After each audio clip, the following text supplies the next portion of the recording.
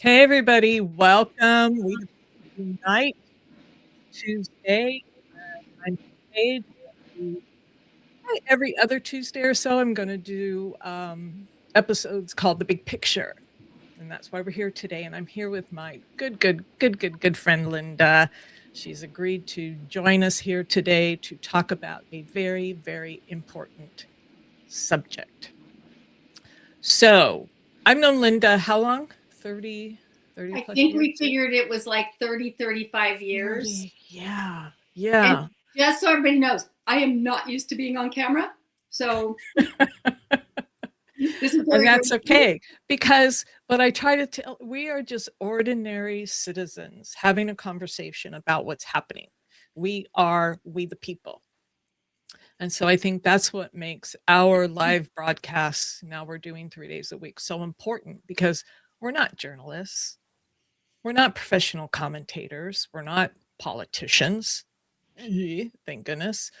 But we are concerned citizens, and that's why we're here. Well, so if you are in the chat, please let us know. We would love to hear from you. And so today, the theme is they warned us. What did they warn us about? So let's talk about that. So from Hungary, right, to Venezuela, from Orwell to Star Wars, there's been a very strong message in all those things. And it's democracies don't collapse, they erode. So when people, I think, imagine dictatorship, they probably picture something obvious, like tanks in the streets, a single dramatic event when democracy ends. But historians, political scientists, and even filmmakers tell us something very, very different, that democracies rarely collapse all at once. They erode quietly, legally, gradually. In fact, in the book, How Democracies Die, scholars explain that elections can actually continue long after democracy itself has hollowed out. And we see this in Hungary with Orbán. Russia too. Right? Yeah, absolutely. And Venezuela, which we're going to talk about. So in Timothy Snyder's book on tyranny, he warns us that the most dangerous moment is the early one, when people still believe it can't happen here. I mean, how many times have you and I said that? How many times, I think, when Trump ran the first time, I said it, he can't possibly win. No one would possibly vote for that man.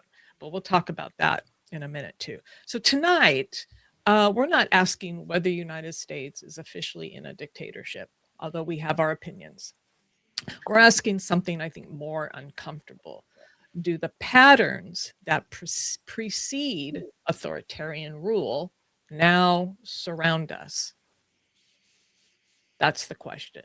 We've seen the strong arming of foreign governments like Venezuela. We've seen pressure on independent institutions and money withdrawn from those institutions. And then we'll also talk about the money being pulled from blue states, right? All that garbage that's going on. We've seen enforcement power expand with ICE, while oversight accountability is weak. So we have this, I don't know, rules for thee, but not for me kind of thing happening. We've seen culture, history, and narrative become political battlegrounds. And none of these on their own prove anything. I could probably argue with that a little bit. But what's it is normal about this, Kim? What's nothing. Normal? Has anybody, I'm old. Okay, I admit I'm old.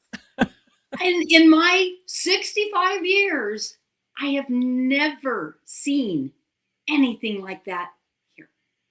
This is not normal. This is not normal. I know. But don't you agree that history warned us? Oh, yeah. History shows us something very unsettling, that authoritarianism doesn't arrive as a villain, right? No. It doesn't. It arrives as a series of exceptions, justifications, and temporary measures. Well, and villainization of the other. Of the other. The other. Absolutely. And so let me see, who do we have? Jazzy. Hey, Jazzy. Hey, Mo. Thanks, guys. Welcome. Who else do we have? Golden Fisherman. Oh, great. Well, maybe you'll learn something here. Hang tight. The other thing, it's not just our history that has warned us, but as a media and film scholar, studied film over this as my second career, right? Our stories have warned us. So from 1984, the book, and then the movie, in that story, truth collapses before freedom does. In Star Wars, democracy ends not with violence, but with applause. And we'll talk about that in a minute. So tonight, this is the big picture that I want to focus on. Not panic, not predictions, but patterns. We're seeing a pattern. And so the question that we'll keep coming back to is really simple. Do we still recognize the warning signs, or have we been trained already to accept them as normal? Have we been desensitized? I think so. That's the question that we want to keep coming back to. So, gosh, where do we start? Where do we start?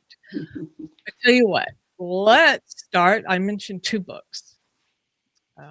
And I'm going to bring those up right now because these are books that actually people need to read, need to check. And one is called How Democracies Die.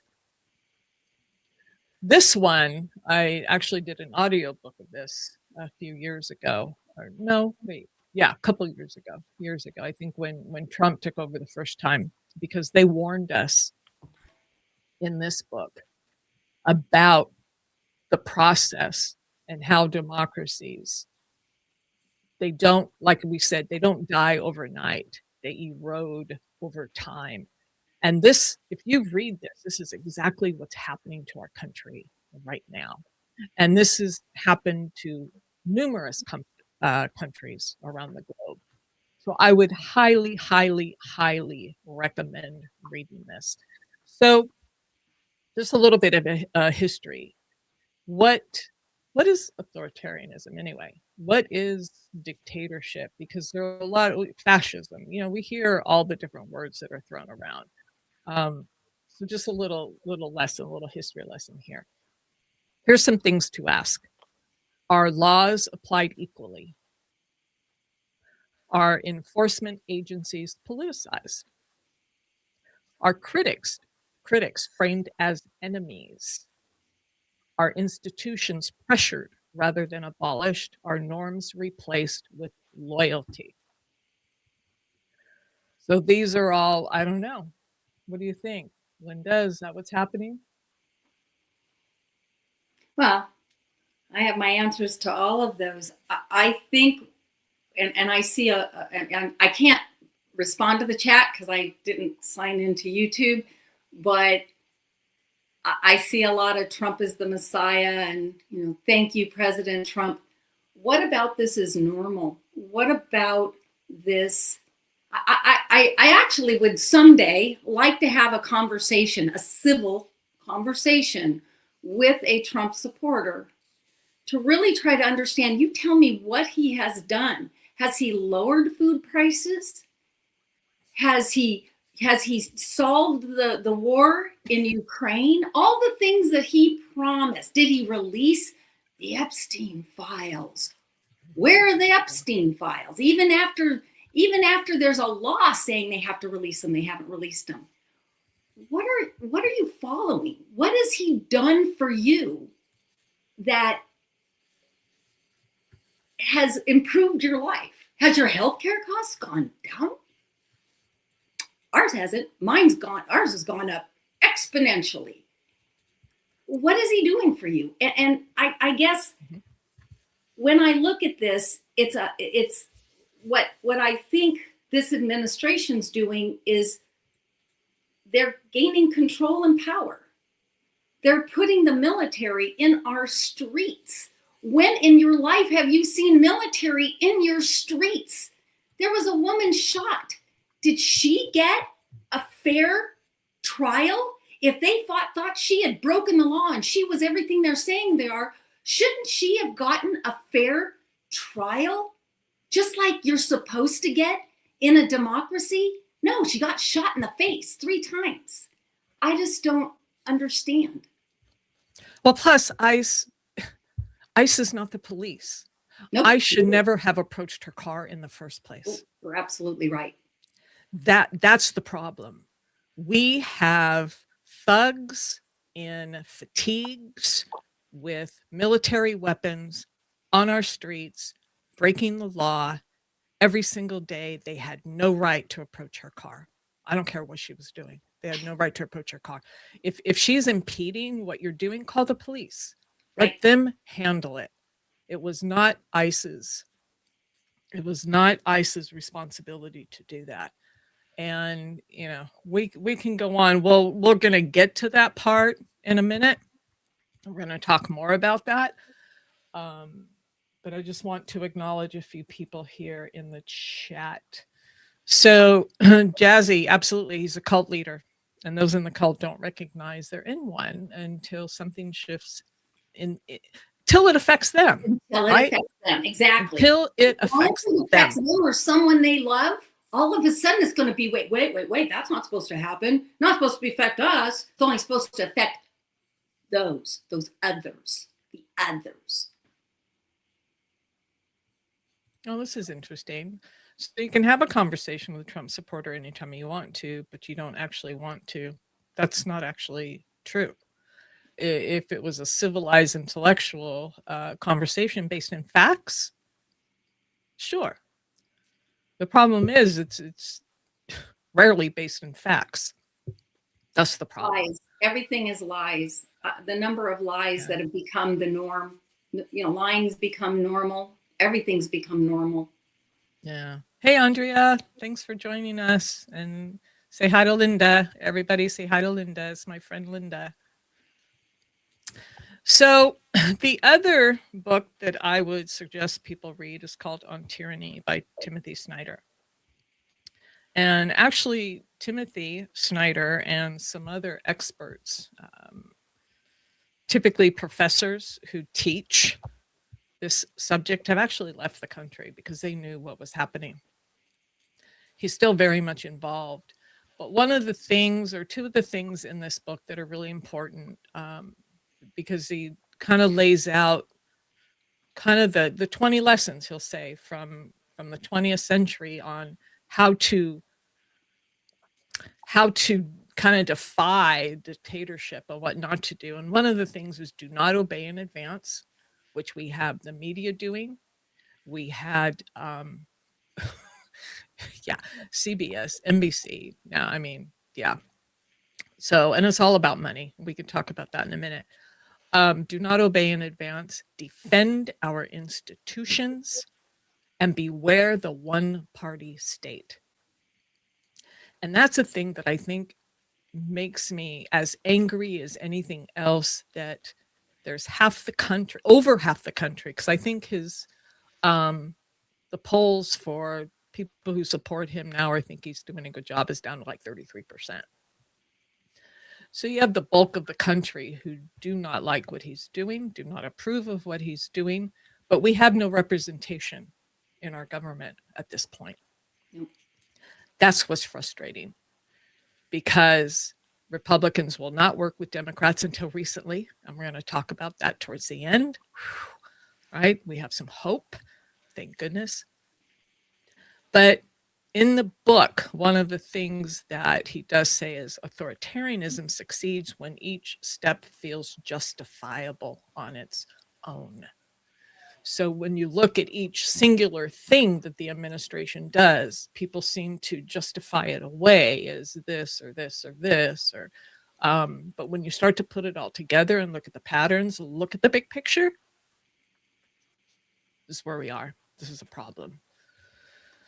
So go ahead. I don't know, it's Sauce Q2W7B wrote, what about the younger generation? Are we in a bad spot? I'll tell you right now, I have never, ever been this involved in I was just a normal person working, taking care of my family, coming home tired at night.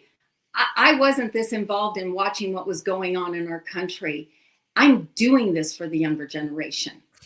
I'm a woman that has its own issues, but I'm a white woman that's an American. I'm not being affected, other than the higher prices of everything.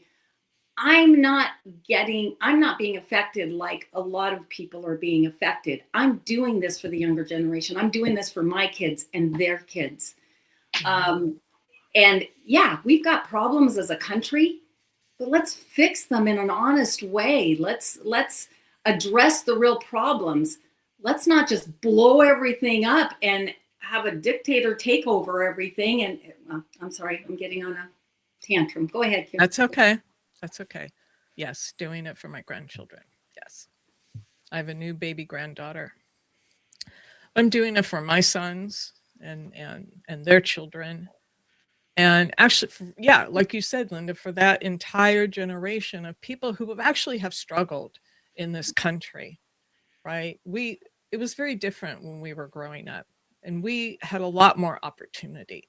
We could work a job and own a home and, live a decent, comfortable life in the middle class. The middle class has eroded. I don't want to get off on this big old tangent, but I feel bad for my sons. It's very difficult to work a job, especially in California, So yes, thank you, Mo. So let's switch gears a little bit, because when we talk about where our country is going, we have to bring in what's happening in Venezuela. And I don't understand how people think that what this administration, and yes, I do call it administration because I refuse to call it a regime, because I refuse to normalize it. What they have done and what they continue to do, not just with Venezuela, but the threats to Greenland, the threats to now Colombia, the threats to Mexico, the threats to our whole hemisphere here, because there's that whole ideology about having 3 major hemispheres in the world and 3 major leaders in all those. Again, that's another conversation, but let's talk a little bit about Venezuela. So people say, well, the US is not formally running Venezuela, but we're clearly strong-arming them, right? We removed Maduro, which, granted, the man was a horrible person. That's not the issue here. The issue is that we had no business going in there and removing him. We had no business seizing oil tankers, and we have no business in there controlling their oil. And what is that I heard, that we're taking the proceeds from this oil and putting it in offshore accounts somewhere? I mean, what the hell is that? So I don't know, Linda, what do you? Let's talk about what was leading up to this. There were military strikes on drug smugglers bringing in fentanyl, which Venezuela doesn't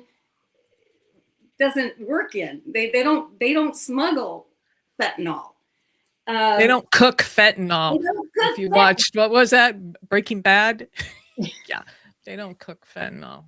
And there's been 123 deaths. And just recently, I saw something. Not only was there that one strike, I think it was in September, where they hit the boat and then they went back, hit it again, killing the people that had survived, but that it was done under the premise of a a regular airline, a regular plane, not as a military plane. Correct. Illegal. That's illegal to do. But everything leading up to this was all about drugs, drugs, drugs, drugs, drugs, drugs. Now, in December, he pardons the former Honduran president who was convicted of drug smuggling, pardoned him. So I don't think it was about drugs. And now you never hear a word about democracy. You never hear a word about drugs. It's all about the oil. It's all about the oil. Yeah. Seriously, think. I mean, are you serious? Why are we going into another country, a sovereign nation? I agree. I absolutely agree. You know, Maduro is a terrible, terrible man, terrible person. But was it our place to go into a country that supposedly had fair elections, that didn't have fair elections? But was it our place to go in and do this because we wanted their oil? Yeah. So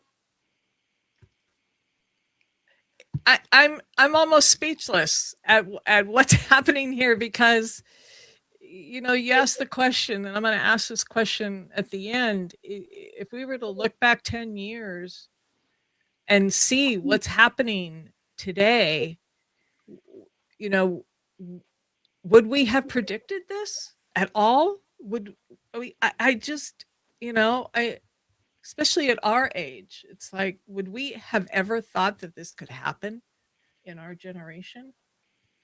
I'm just well, and let's be fair, Kim. We have invaded other countries previously. Yeah, we're not saying it's done with congressional approval. Correct. This administration, they're bypassing anything that our government, our Constitution set up for checks and balances, and they're making independent, you know, Trump says, I know everything, I'm the only one that can fix it. That is authoritarian talking mindset. Absolutely. Mindsets. Absolutely. And, I mean, it's a blatant attack on the rules-based international order. He's violating international law. And Congress has abdicated their involvement in anything. Just now, they are starting to pull back and hopefully rein some control in. But he's been off doing this. So yes, have we been perfect? No. But at least they went through the proper channels. And do people realize, do some of the you MAGA out there, you Trump supporters, do you realize that the rules-based order, the international laws, NATO, all that was put in place after World War II, do you know that all that has prevented us from entering World War III? And I don't think people, yeah, but I don't think people realize the gravity of that, right? Well, with Greenland being a NATO country, we will have, and Europe's doing what they have to do. All you Trump supporters, do you ever in your life remember when we've alienated all our friends, all of the people that we have, you know, that were part of NATO, the people that really were trying to keep world peace, we're alienating all of them. We're going down a very dangerous path. And we're going to talk about that. But absolutely, Kamala tried to warn us. Hillary tried to warn us. Right? History tried to warn us. Isn't it funny though that Trump was the one that said, "Oh, if Harris wins, we're gonna have all the things that's happening now. It's gonna happen under her watch." Well, projection. The man projects constantly. All of his accusations are actually projections and admissions of guilt. So I don't know if you have any insight into psychology at all, or any self-awareness of your own and awareness of other people and behavior. Maybe that comes more with age. I don't know, but you can see right through it. It's mind-boggling to me. Andrea, you're right. Filed bankruptcy 5 or 6 times and is going through our money like water. It's all about literally like himself water. and his friends rich. Okay, this is interesting. What a low IQ statement. You sound just like Trump. Interesting. Yes, and sure, you know, am I you know, be quiet, piggy. Sorry. All right. So here's some updates on Venezuela. The White House says that Venezuelan decisions will be dictated by the US. So since when do we do this? Since when do we take over another country and dictate what they do? This is all part of an authoritarian playbook. This is all part of dictatorship playbook. I mean, whatever you want to call it. This is just look at history. This is a Putin playbook, actually. So the White House said Venezuela interim government must take orders from the U.S. Despite their interim leadership. U.S. officials detailed plans to control the proceeds of their oil, saying proceeds will benefit the Venezuelan and American people, as determined by the U.S. government. Venezuela's state-run oil company said it is in talks with the U.S. to arrange international petroleum sales. China slammed U.S. demand for exclusive partnership. The U.S. military says it seized a Russian-flagged Venezuela-linked oil tanker, oil that Russia had paid for. And so we just decided to seize. Russia accused the U.S. of violating international maritime law and urged it to return all Russian nationals aboard and treat them humanely. The White House said it's too early to discuss a timetable for their elections. This is all, again, out of an authoritarian playbook. And I have a question for all of you out there who are strong Trump supporters. Why do you want to live in a dictatorship? I think it's a valid question. Tell us. We'd be interested to know. But it's not just Venezuela, right, Linda? We talked earlier about this. Greenland is being threatened as we speak. As you said, Greenland is a NATO country. We were the biggest player and the leader in the NATO alliance. What happens when we try to take a NATO country by force? All the other NATO countries would then support Greenland, and we're the enemy. Some say it would dissolve NATO. Could dissolve, or we could end up in World War III. We will end up in World War III. That is and that's my other question. Why do you want to live in dictatorship, and why are you so eager to get to World War III? And the only, I think, answer that I've read that comes from the Christian fundamentalists and the Christian fanatics is they think somehow this brings the end of the world and Jesus coming back or something. Is that some of that mentality? This brings Armageddon?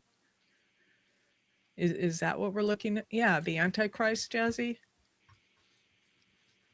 I don't know. So don't get me started on the Christian side of this. Yeah, we're not going to talk about that today, but that's, I think, another valid question we have. Why? Why would you want that? I don't understand. Do you not understand what it means? So Greenland Prime Minister has a blunt message for Trump. We choose Denmark over the US. Full nonstop. So the Greenland Prime Minister said Tuesday that the Arctic island chooses Denmark over the US, pushing back against Donald Trump's repeated takeover threats. And I was reading that he was wanting to offer Greenland citizens money. I'm sorry. What happened to America first? So they're going to take money from our institutions. They're going to take money away from us and our healthcare. They're going to take money away from our education. They're going to take money, our taxes, and pay Greenland citizens. I mean, what the fuck? That's all I'm going to say. Trump supporters, why should we take over Greenland? I want an honest answer. We have a military base there. We have access to minerals there. What is it that you think he's justified in, whether it's peacefully or militarily, taking over Greenland?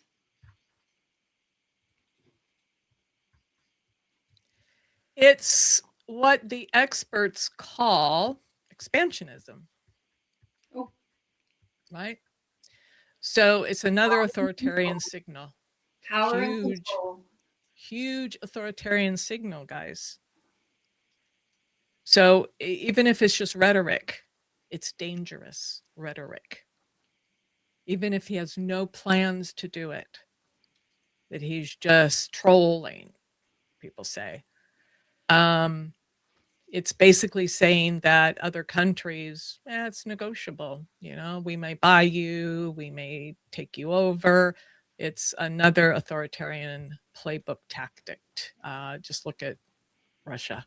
Just look at Putin. This is scary. This is not how liberal democracies speak. This is not how leaders of democracies talk. This is how illiberal democracy leaders talk. They use nationalism, they use external threats to consolidate power while claiming democratic legitimacy, which is bullshit. There's nothing democratic about it. Nothing. So, all right, so we talked about Venezuela, we talked about Greenland. We explained why that's bad. Let's hear from our people in the chat. So Mo, tell Venezuela is just rhetoric. We must never have a lack of imagination with these people. Yeah. 100%. 100%. The ruling class owns everything. The government, politicians, all the buildings. Yeah. Somebody said something about Venezuela. I'd have to go back about bringing back the king. Where did I miss that? I can't find it now.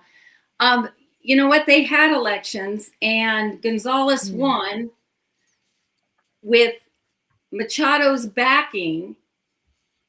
And yet, why aren't we honoring that election? Because it's not about democracy. It's not about democracy. Never been about democracy. He wants somebody in there that's going to give him what he wants. I wish there's one thing that people who support him would understand. Just one thing. He has always been a con man. He has always cheated. He never paid his people, or the people that did work for him. And I'm not going to say never. There are a lot of people he didn't pay. He is all about himself and making money. That's it. Well, he does want to be a king. He wants control. And I like what Stephen said. It's about fear and power. It is about control. I'm sorry, in control. It is about control and power. Absolutely. I mean, we are in some scary times, people. That's all I can say. Let me bring this other thing up about NATO. NATO is so, people, again, please do your homework. Please do some research on NATO and understand how important NATO is. So how NATO works at a time when Trump is threatening to seize Greenland. So his repeated threats to seize control are straining relations, but not just with all of our allies, obviously, in NATO, sparked a warning that doing so by force could spell the end of the world's biggest security alliance. This is scary as hell, you guys. And like Linda said in the beginning, we're both, I'm approaching 65. Linda's much older than me. Oh, come on. What day is it today? I know. Linda's 2 months older than me. But you know what? We don't have, maybe 20 years on the planet. We're in our third act. We're in our third act. We're out here fighting because we believe in this country that we grew up in, we lived in, and we had the opportunity to be in a democracy, to live in a democracy, to have it. It was never completely free. I mean, we're not going to delude ourselves. We live in a system that has been rigged, economically. So we won't talk about that, but we're not delusional in that. It has not worked for everybody. And I'm really hoping, well, I was going to say, I'm hoping after all this mess, if we crawl ourselves out of it, we can build something more positive. Absolutely. And that works for everybody. Yeah. It has not worked for our minority friends and neighbors. And we've always fought for that. We've always fought for equal rights for everybody. We believe in that. And we will continue to do that. And yes, when we get out of this, not if, when we get out of this, we will continue and do what we can to fight for something better. Better.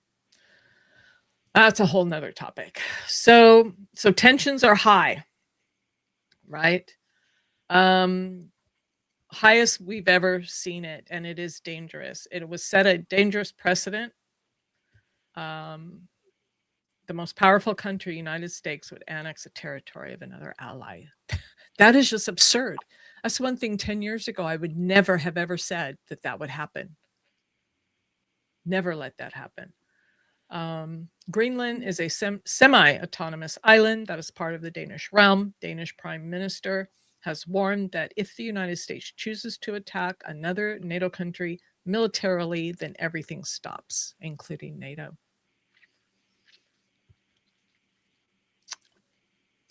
Including NATO.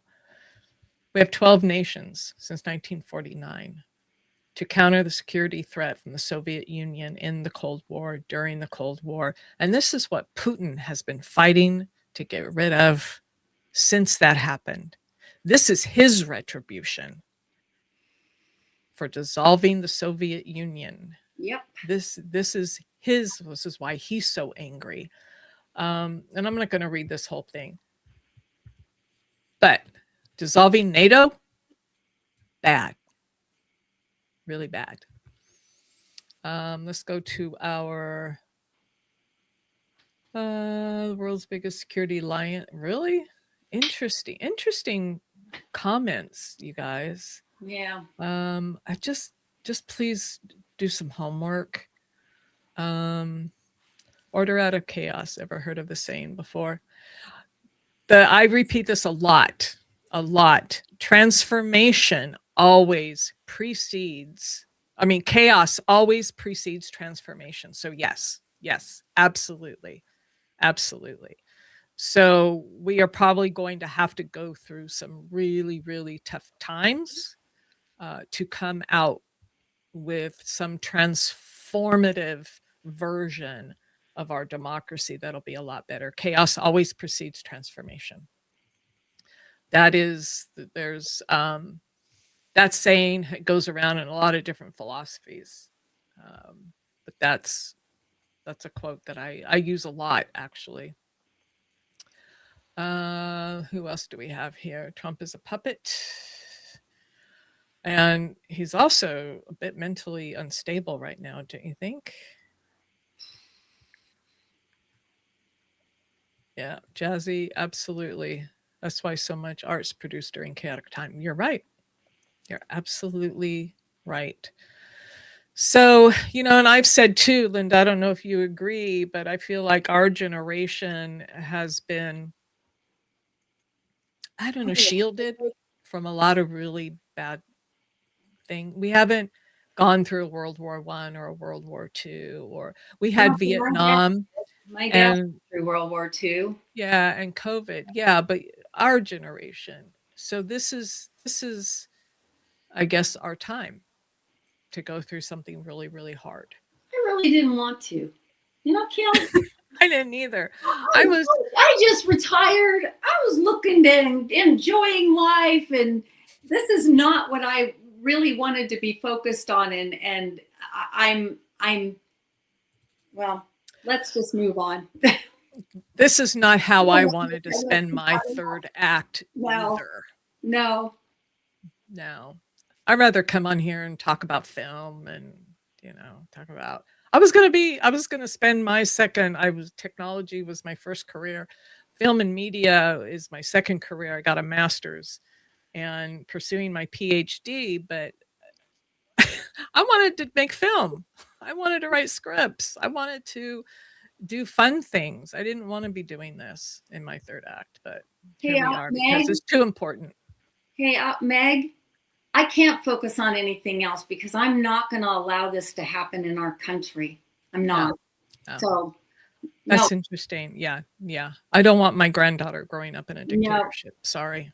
Yeah. We fought hard. We fought really hard. We did fight a lot, Kim. We were one of the first generations that, really went to work as we did it all. We worked in the house, or we worked out of the house. We took care of the family. We as women fought hard. Yep. I'm not going to watch that get destroyed. Anyway. Let's watch a clip now. Jim Acosta, such a calm, intelligent commentator, journalist, excellent journalist. I just want to hear what he has to say. On places like the Department of Homeland Security, look at this tweet right here. We'll have our home again. And it shows a cowboy riding a horse across the frozen tundra of I don't know where, with a stealth bomber over his head. I don't know what DHS has to do with stealth bombers. Let's not get over our skis here, guys. But if you look at what it says there, it says, we'll have our home again. That is a neo-Nazi, those are neo-Nazi lyrics to a neo-Nazi song. Here's another video from the Department of Labor. And look at this video right here, Remember Who We Are.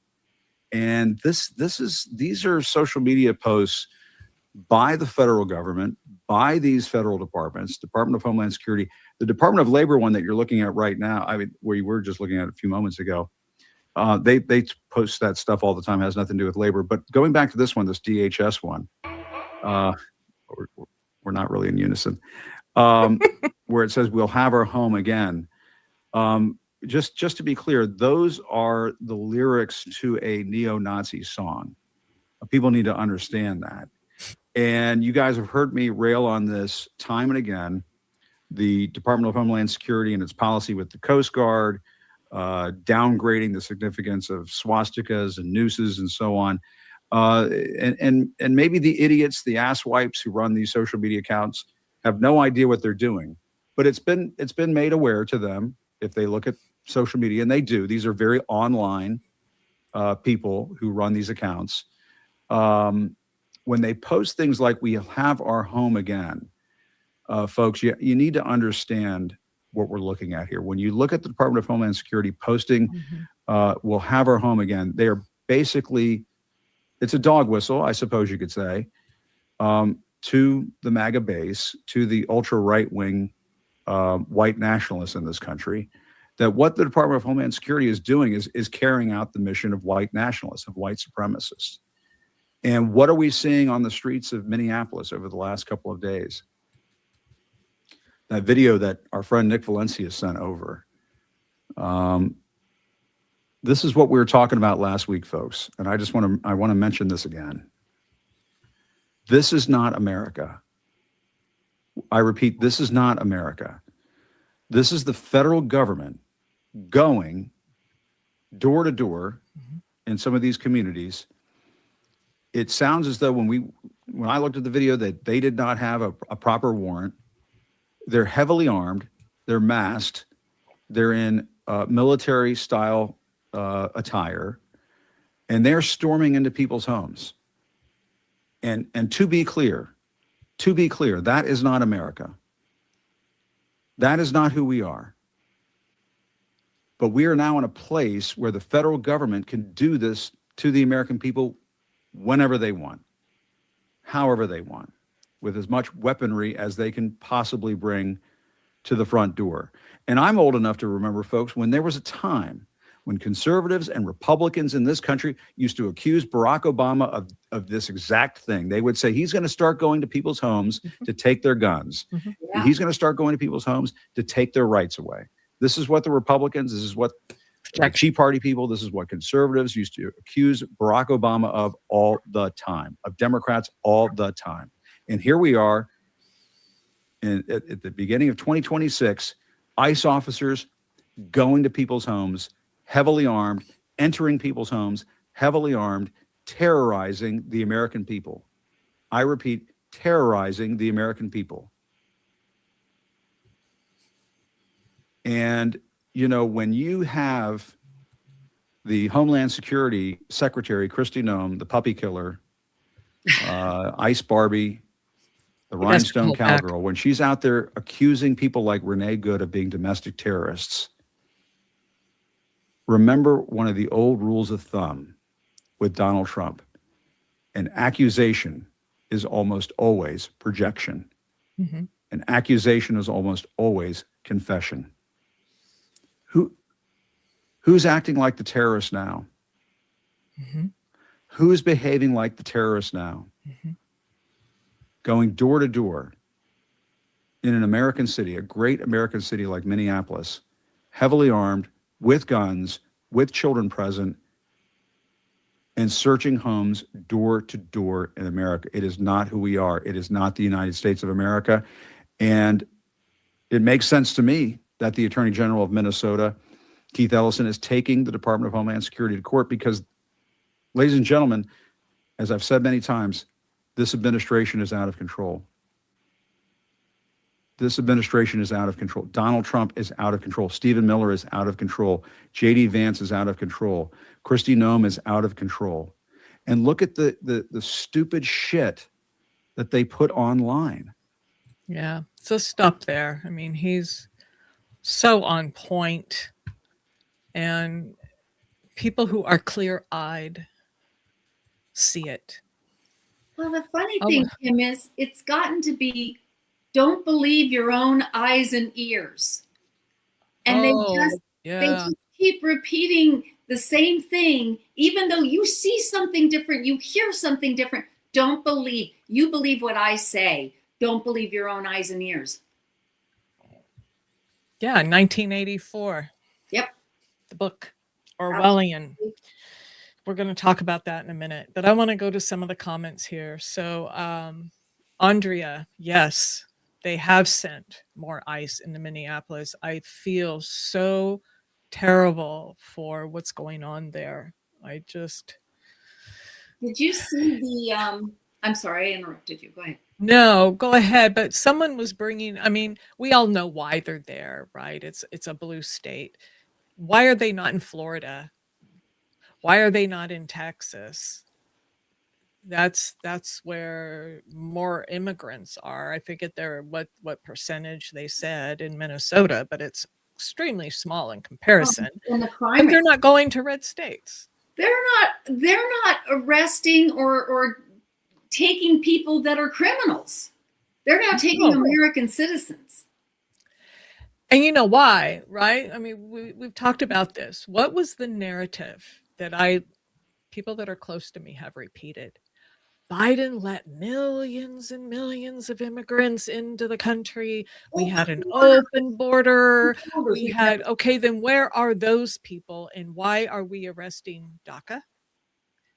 Why are we arresting hardworking immigrants who have come here, who are in the process of getting their citizenship, who have gone through the system? Oh, that's what they say. You know, if they would do it the right way. These are people trying to do it the right way. The right way. Yeah. and getting arrested when they're going into court. Or not arrested, taken, yeah. abducted. Let's not. They're being abducted. Being abducted.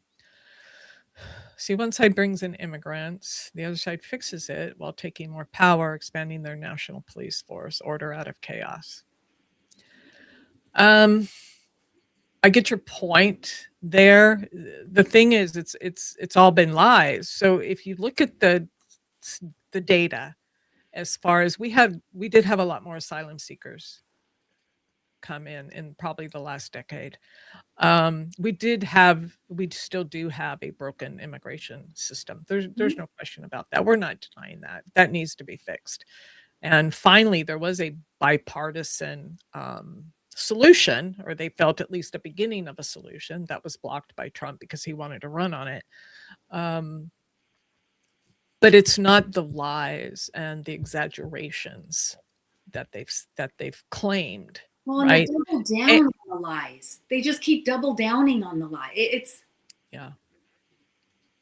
I know. So you're right. Florida, Texas. Andrea actually lives in Texas. Abbott is in on this. Yeah. 10K have been arrested. Are we talking about immigrants detained? I'm curious about what your comment is there. Jazzy, why are they arresting citizens? Actually, yeah. And what happened to due process? Yeah, they never. Citizens are allowed due process. Well, the thing is, people are trying to give them their ID and they're refusing it. That's the problem.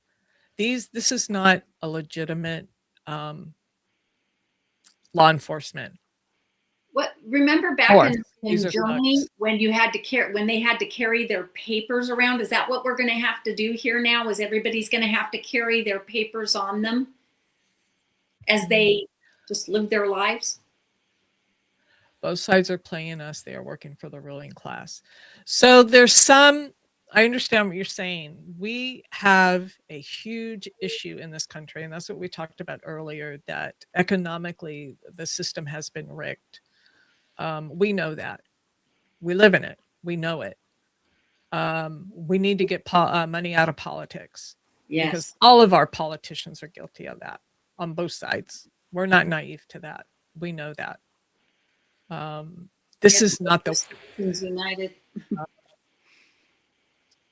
But it's interesting. We're going to talk. Well, let me hold my thought until we get to that point, because there are movies who've been trying to warn us about these things. They want digital ID. Yeah. Christians would call that 666, right? The mark, the barcode. I read a lot. I've studied all religions, so I read a lot.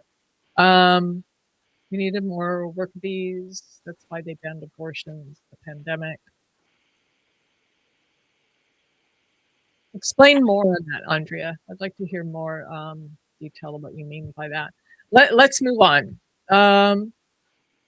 So we have, you mentioned ICE. We mentioned ICE. This is part of the authoritarian playbook.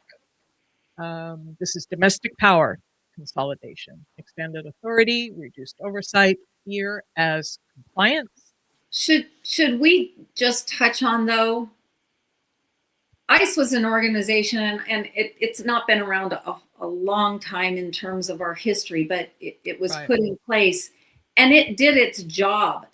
What they're doing now is you've got people that are not being trained properly, and I question who these people really are. Are they insurrectionists? Are they Proud Boys? They're going out. I'm sorry. Why did I'm not going to say his name. Why did he pull a gun for a woman that was like, "Hey, dude, not mad at you"? I mean, everything you see, he acted in anger. Yes. And his whole comment after he shot her was anger. These are not people that are normal ICE agents. They're not being trained properly. They shouldn't have weapons. Why did you give them guns? We know why, right? If they support Trump, there's no rules for them, period. I've said too much already. Love you guys. Love you too. Thank you so much for joining us. We really appreciate it. Hang tight. We have more to go here. Just want to do some of the latest here on Minnesota.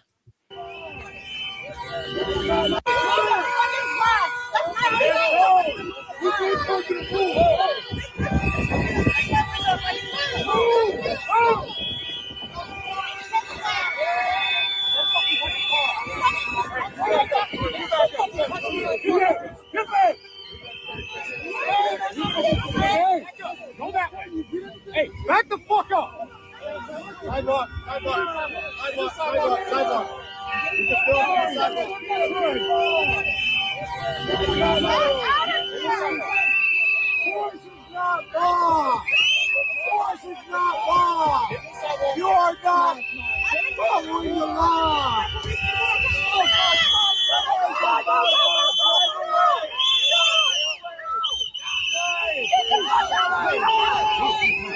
Oh my God.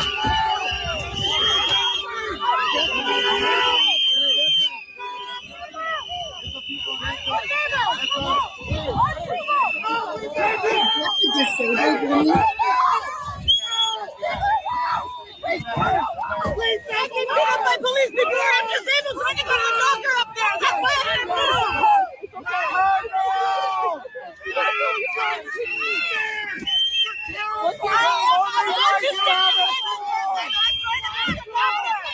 Does this make you feel strong? Yeah, man!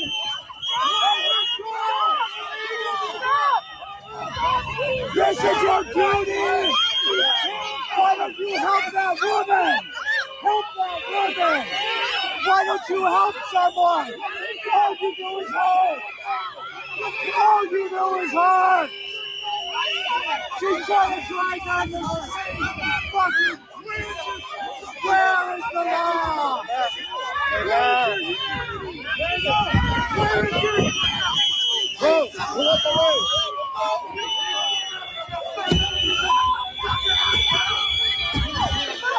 Let her go! Oh my God. They had no right to do that. None. I None. believe he was a disabled person trying to get to a doctor's appointment and got Oh stuck. my God. I saw that one earlier today. That it's like they're out of control. They're out of control. And I'd ask, why do we have so many people in the streets fighting this if it's normal and it should be happening? And this is what Americans want. This is what we voted for. Got an awful lot of people out there protesting against it. This is not what we voted for. Again, the reason this is domestic power consolidation, right? This is a private army by this administration. Yep. They are Another not authoritarian enforcing immigration. No, That's they're another the domestic authoritarian, terrorists, right? So mechanism. expanding authority, reduced oversight. There is no accountability for them, and they are emboldened more than ever, based on what happened earlier this week. Fear or when? Gosh, where am I now? This is Tuesday. What day did that happen with Renee Good? Saturday. So selective enforcement is how fear becomes policy, right? So they're trying to take control of the streets in that way. They're trying to instill fear. But people in Minnesota aren't having it. Let's go to our comments. Oh, also, Kim. August, thank you. Welcome. Wants to wipe out folks that doesn't support this BS. Absolutely. Why aren't they allowing the state to be able to, the state police or Minnesota to get to the evidence when it came to Good? they're all corrupt. Have you ever noticed it's always everybody else is corrupt and they're the only ones that can do it? Like we said, projection. They're always projecting. Who's next? Congress, you have the power to stop this. Absolutely. Absolutely. We have the power. Minnesota is not backing down, and I love seeing that. And it's got to be scary based on what happened. It has to be scary. More power to them. Let's be honest, Kim. It could happen to us. It could. It could. They could show up at our door anytime. And it can happen to So you. they're putting pressure on us. Again, this is the authoritarian playbook. They're putting pressure on us in the streets. This is domestic power, but they're also continuing to put pressure on the financial system. And I'm going to show you this clip. We may go over a little bit, guys, but this is important information we want everybody to get. So we knew he had his eye on the Fed, right? We knew he wasn't going to let up. And this is what's happened next. Federal Reserve Chair Jerome Powell said the Trump administration has threatened to indict him over a congressional testimony he gave last summer Oh, I about a didn't Fed realize building this was project. AI. Powell revealed this in a Sunday night statement. On Friday, the Department of Justice served the Federal Reserve with grand jury subpoenas, threatening a criminal indictment related to my testimony before the Senate Banking Committee last June.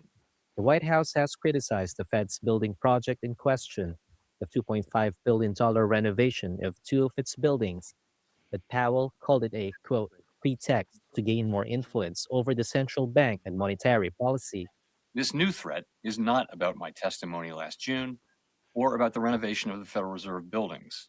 It is not about Congress's oversight role. Those are pretexts. The threat of criminal charges is a consequence of the Federal Reserve setting interest rates based on our best assessment of what will serve the public, rather than following the preferences of the president. Trump has demanded the Fed to cut rates sharply since resuming office in January, blaming its policy for holding back the economy, and has mused about firing Powell. That is, despite the legal protections ostensibly covering the Fed chair from removal. Trump told NBC News Sunday that he had no knowledge of the Justice Department's actions. He added that Powell is, quote, certainly not very good at the Fed and, quote, not very good at building buildings. A Justice Department spokesperson declined to comment on the case, but added that, quote, the Attorney General has instructed her U.S. attorneys to prioritize investigating any abuse of taxpayer dollars. In a statement on X, Republican Senator Tom Tillis, a member of the Senate Banking Committee, said the threatened indictment puts the Department of Justice's independence and credibility in question. Tillis said he would oppose any Trump nominees to the Fed, including the president's coming choice of a new chair, until this legal matter is fully resolved. This is scary, you guys. This is Yeah.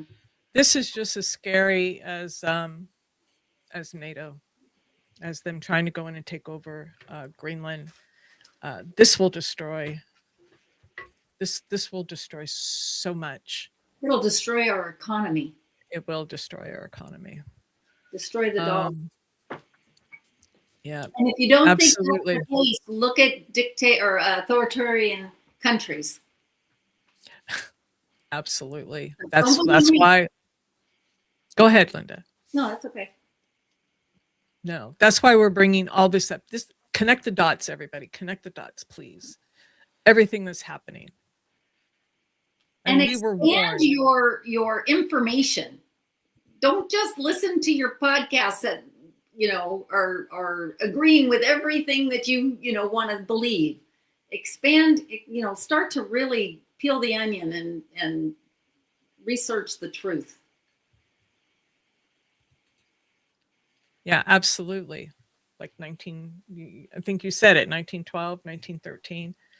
This is something that should be so completely off limits, and is supposed to be. The president is not supposed to run the Fed. It should have no influence over it. That's why it is an independent agency for a reason. Well, and Powell has the receipts. He's going to be fine. This is an intimidation to the rest of them that are still on the board not to mess with him and to do what he says, or 100%. we'll come after you. Yeah. Andrea? Yep. Yep. It would be both, wouldn't it? 100%. Follow the money. Follow the money.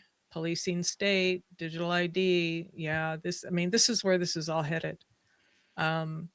So before I know we're going over, but the reason, the other thing about authoritarianism is the cultural capture and the narrative control. And we've already seen that with the Kennedy Center, the Smithsonian Institution, the gutting of a lot of our agencies.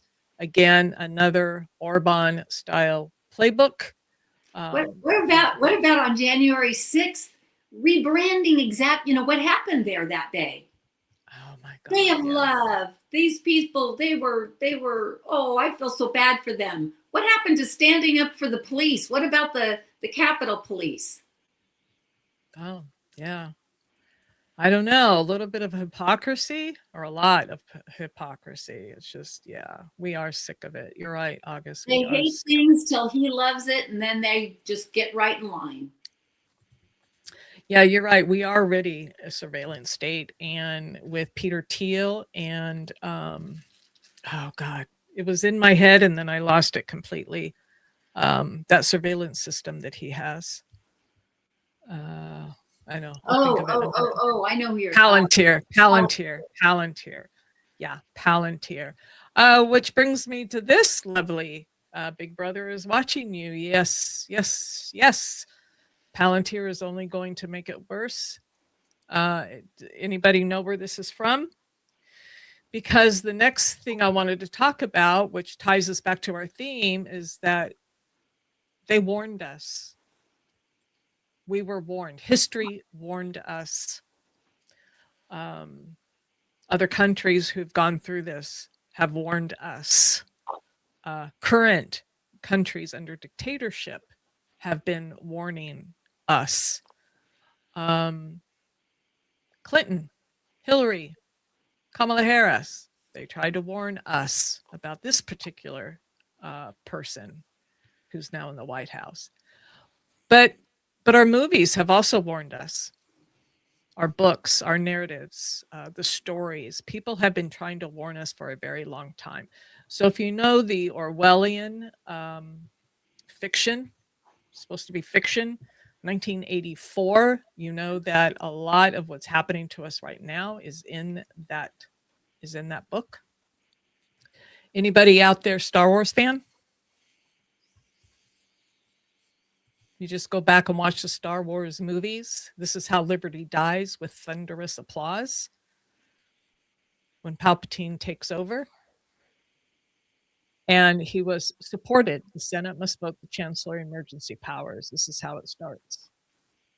And this is what we all believe that ICE is being put in the streets for. So this is the next step that we have to be watching for. So stay peaceful. Get out there, but stay peaceful. But also the story's continuing. Well, this is actually part of the Star Wars saga, but this is Andor. And this was I had not watched it before, and I started watching it. It's really about the rise of the rebellion and how the empire starts to take over planets and resources. And, it definitely applies to everything we see in any dictatorship, but it's blown up to galaxy size. Right. And you see the rebellion, how it starts. Really fascinating. If you have not watched it, watch it. But they tried to warn us. We've been warned, but we just, I don't know.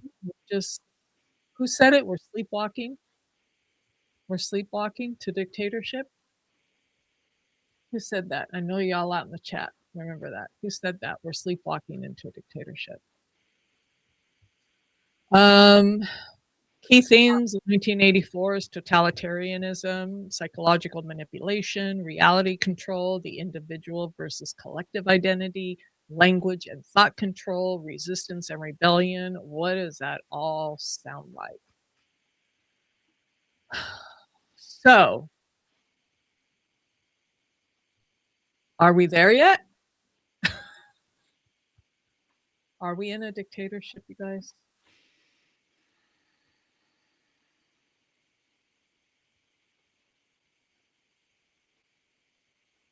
We never thought it would happen here. We never thought it would happen here. Well, I personally, and everything I'm reading and everything I'm seeing is it's going to get worse before it gets better. It is. This administration's afraid. They're afraid because people aren't getting in line and they're continuing to get into the streets and they're continuing to fight this. And that's what's going to do. We can't rely on Congress. We can't rely on SCOTUS. So it's up to the people. But stay peaceful.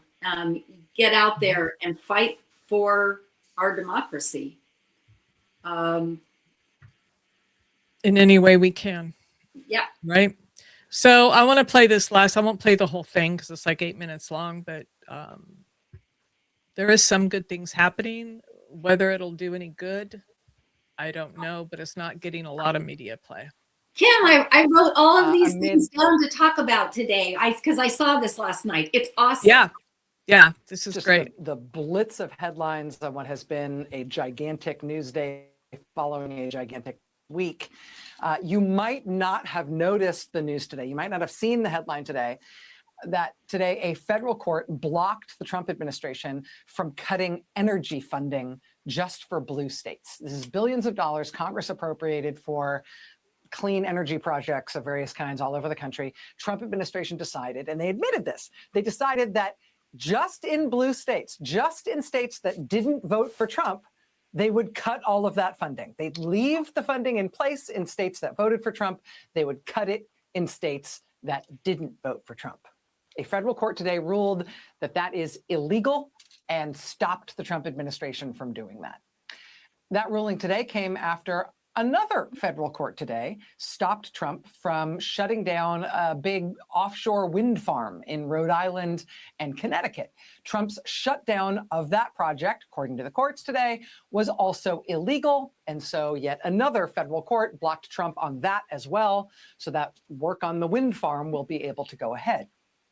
Both of those rulings today follow last night, yet another federal court blocking Trump, this time from cutting funding to the American Academy of Pediatrics.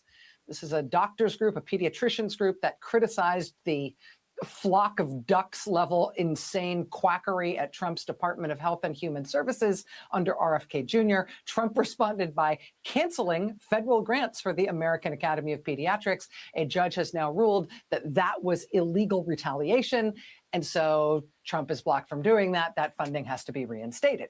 That ruling comes after another federal judge just blocked Trump from cutting off federal election funds to states in retaliation for them not changing their election rules in ways that Trump wants. The judge said, quote, "The Constitution assigns no authority to the president over federal election administration." And so Trump got blocked on that one too. Shall I keep going? I could keep going. Another federal court just blocked Trump from freezing billions of dollars for childcare and social services for kids. Again, in Democratic-run states as some kind of punishment against those states for electing Democrats, punishing them for that by cutting off the Temporary Assistance to Needy Families program. Because, what would Jesus do? Trump was also just blocked from doing that by yet another federal court. It's almost like he is losing all the time and everywhere now.